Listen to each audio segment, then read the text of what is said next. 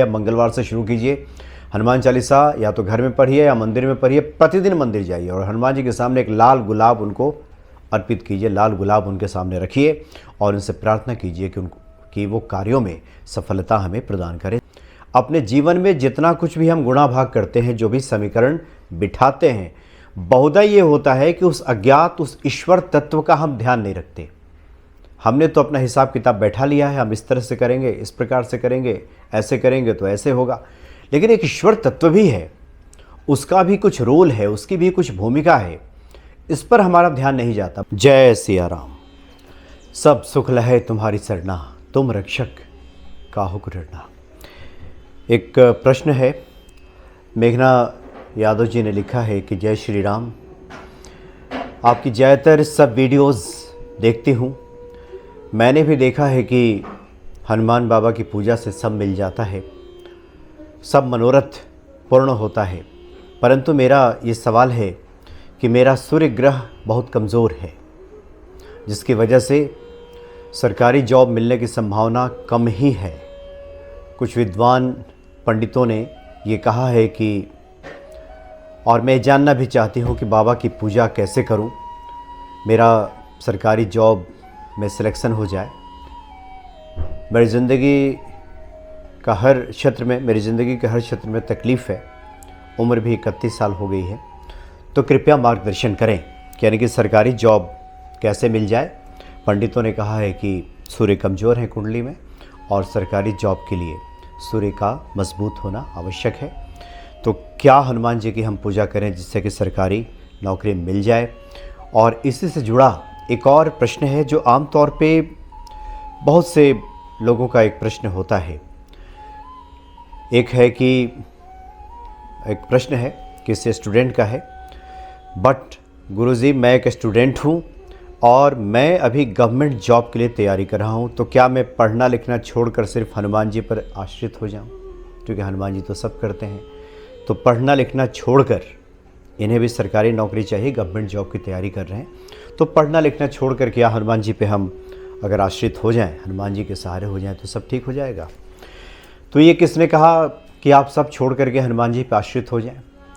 ये कभी किसी ने नहीं कहा, कभी कोई संत नहीं कह सकते ऐसा कि आप ऐसा कीजिए।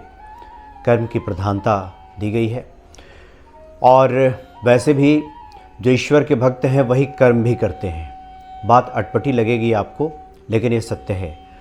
जिनको ईश्वर पे भरोसा होता है, जो फलाफल की चिंता नहीं करते, जो हर एक कार्य को ईश्वर का कार्य मानकर करते हैं, वो हार जीत, सफलता असफलता इसकी चिंता में ज़्यादा नहीं घुलते, वो अपने कार्य में लग जाते हैं।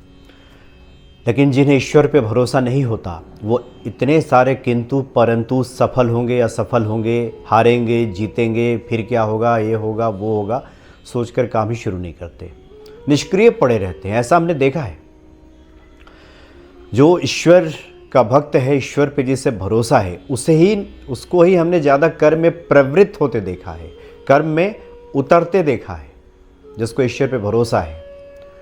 बहुत लोग कहते हैं कि क्या सब छोड़कर हम बैठ जाएं तो ईश्वर पूरा कर देंगे। ये भक्ति की उच्च अवस्था में ऐसा भी संभव है, लेकिन अभी हम उसकी बात नहीं कर रहे हैं, क्योंकि ये अलग अलग अवस्था की बात होती है कि आप किस अवस्था में हैं, भक्ति की किस अवस्था में आप हैं, तब ये बातें समझ में आती हैं। लेकिन अभी हम कर्म के सिद्धांत की ही अगर हम बात करें, तो व्यक्ति कर्म में तभी प्रवृत्त होता है जब लाभ हानि, सफलता असफलता, हारेंगे जीतेंगे की चिंताओं से मुक्त हो जाता है। नहीं तो ज़्यादातर लोग हिसाब किताब करने में ही लगे रह जाते हैं, काम नहीं करते, पूरा समय निकल जाता है गुणा भाग करने में। ये करेंगे तो ऐसे होगा, वो करने से वो होगा, सफल होंगे कि असफल होंगे, फला तो असफल हो गया, उसने तो ऐसा किया तो उसके साथ ऐसा हो गया।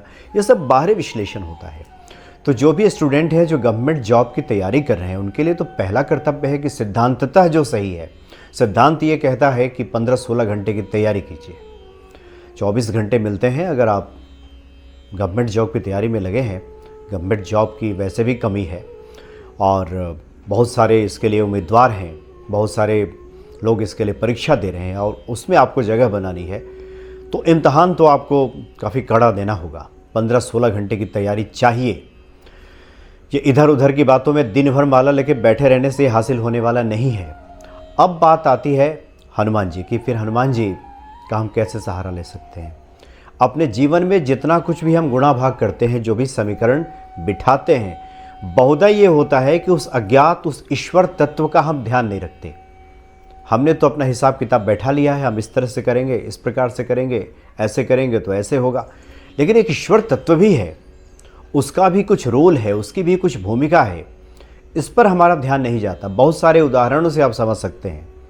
जब महाभारत का युद्ध चल रहा था तो दुर्योधन ने भीम को धुरी में रखकर, भीम को केंद्र में रखकर सारी योजना बनाई थी। भाई होने के नाते अर्जुन के बारे में पता था कि अर्जुन पलायन कर सकते हैं।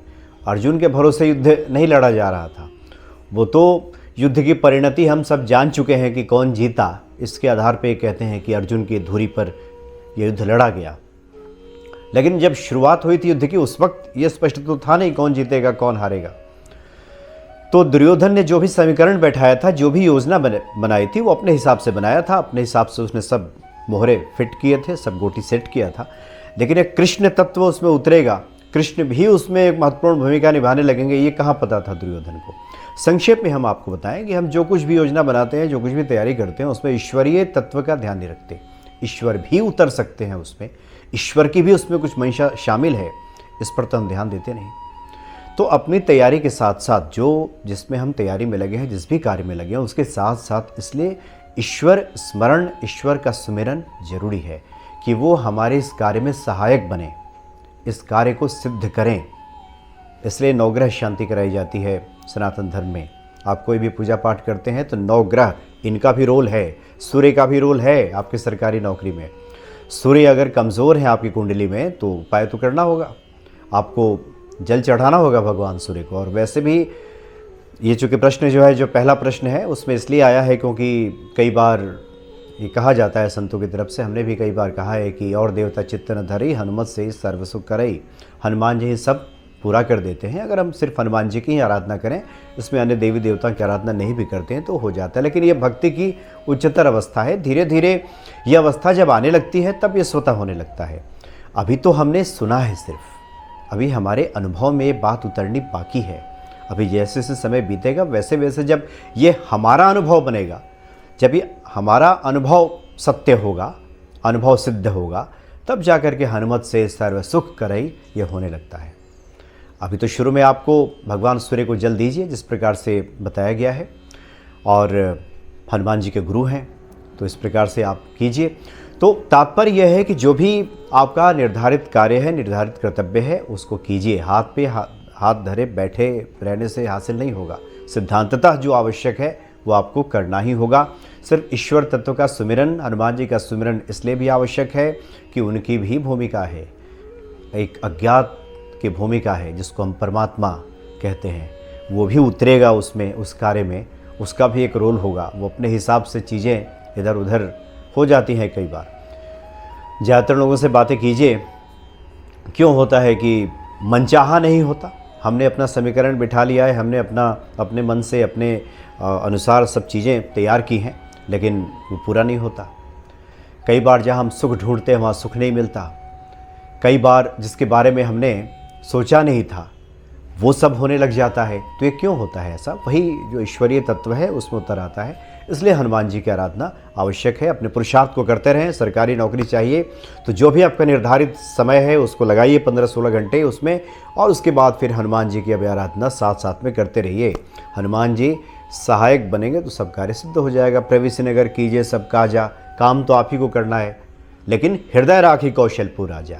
लेकिन हृदय में आपको कौशलपुर के राजा श्री राम जी का ध्यान रख करना है, हनुमान जी का ध्यान करना है, फिर कार्य सिद्ध हो जाएगा, आपको वही सहायक बनेंगे। अब अपने कार्य में पूरी तरह से लगन के साथ लगने के बाद अब हनुमान जी की सहायता हम किस प्रकार के लें, इसके लिए हम कुछ आपको उपाय बताते हैं। ये बड़ा अद्भुत प्रयोग है, आप इसको कीजिए। ओम श्री हनुमते नमः, इसको 108 बार जप कीजिए प्रतिदिन। अगर आप करते हैं तो बहुत बढ़िया। हनुमान चालीसा पढ़ने के बाद आप 108 बार ओम श्री हनुमते नमः, ओम श्री हनुमते नमः का आप जप कीजिए।